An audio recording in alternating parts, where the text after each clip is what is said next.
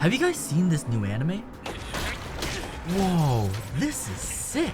Aw, what a nice family. Oh no. Oh no. Guys, I don't really like what I'm seeing. Can we change the channel? Ninja Kamui has some of the most insane action scenes, but only like 10 people have seen it so far. I don't blame you though. With huge titles like Frieren, Undead Unluck, and whatever the fuck this peak anime is, I'm not surprised nobody's talking about it. But if you are one of the lucky 10 people that happen to stumble upon Ninja Kamui, you might want to go to the doctors to get your diabetes checked, cause my god have we been eating good. It's about this guy who wants to take revenge on a group of terrorists that hunted him down one night. In the process, they killed his entire family that the anime made sure we knew he loved very much. And that's about it. Nothing more, nothing less. But that's exactly what made movies like John Wick so easy to watch.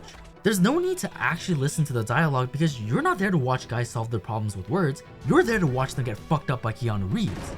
Even the producers knew that. I mean, just look at how many lines he had in the fourth John Wick movie. And that's the same appeal as Ninja Kamui, except they kinda do pretend to have a story with a whole revenge plot, but if you ignore that bullshit, this is just a pure action anime with enough testosterone to make hair grow on your chest. This guy already has that and some on his balls. His name is Joe Logan. He's a loving husband that has a loving wife, and together they raise their lovely son in the middle buttfuck nowhere America. They live a peaceful life out in the farmlands where he does his podcast probably called The Joe Logan Experience. So have you ever done DMT? But in the city, another horrific murder has occurred. Authorities are currently saying that we may have a serial killer on our hands. serial murders are happening more and more often by a terrorist group, and nobody knows why. Good thing this guy loves his wife and kids and reassures them it'll never happen to their family.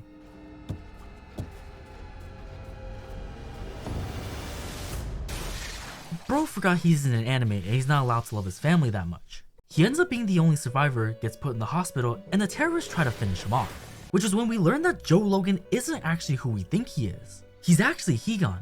He whoops this guy's ass, says his last goodbyes, and then burns his old house down in order to start his new life of exacting revenge on the terrorist group that destroyed the things he held so dearly. Now, one thing I will say about this anime, and I think that 10 people would agree with me on this, is that despite never seeing this anime before, it feels very familiar.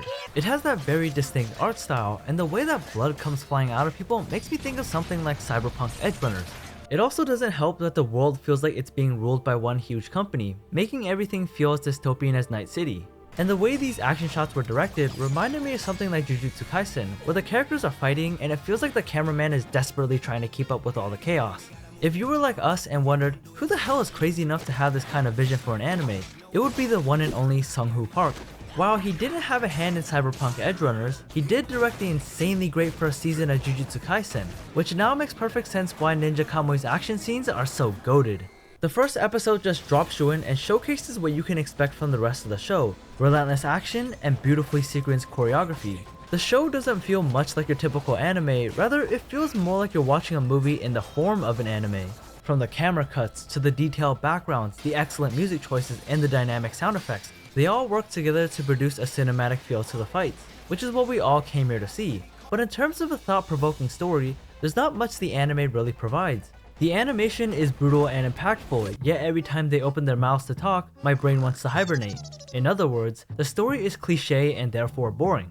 I can tell when shit's about to go down, who's gonna win the fight, and if there's any real stakes on the line, or if they're gonna have you in suspense until someone bails the main character out. See? Ninja Kamui is being produced by Adult Swim, and being an anime original, I don't see this show having much of a chance for a story, or at least a good one. But coming into the show for the story is like asking your fat math teacher for weight loss tips. Why would you? Something I appreciate about this anime is that it does feel like the writers are trying to keep the quote-unquote story to a minimum, while they maximize the amount of hands being thrown, which is their way of telling you what's happening. They also showcase a lot of different elements, and these things are being shown without us the viewers getting much explanation, whether it's something big or small. For example, in episode 2, this detective sets up a meeting with Higan at a Chinese restaurant, and as the owner leaves, you see some takeout just sitting on the table ready for pickup. I made a joke with Alan about these bags being Uber Eats orders, and what ends up happening? Start talking. Tell me about the hospital. How's eats? Gyoza, chili fried shrimp, mapo tofu. Yep, looks like it's all here. Later. Yup. After a couple of interruptions, they end up having to fight one of them because they turn out to be a Walmart Karen. And out of nowhere, Higan pulls out this bullshit move where he spawns arms from his back, Like, how come they never explained his abilities beforehand? And it occurred to me that the producer was trying to save us from the snooze fest expositions and instead tell us through the action. He knew that the story wasn't going to be close to par with something like Attack on Titan, nor would it ever reach the popularity, but what he did know was that they were going to have some kick-ass fights. I'm gonna be honest with you guys. If the animation wasn't top tier, I wouldn't even bother watching it.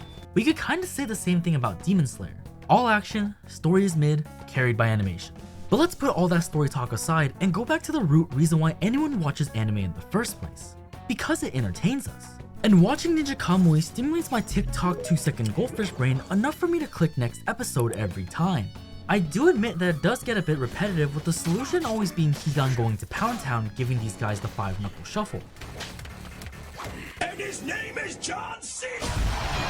And there are some plot holes that make no sense once you do a little bit of thinking. Like, this clan has these secret techniques that have existed for hundreds of years, but don't allow fellow members to get close to each other even though both men and women are accepted.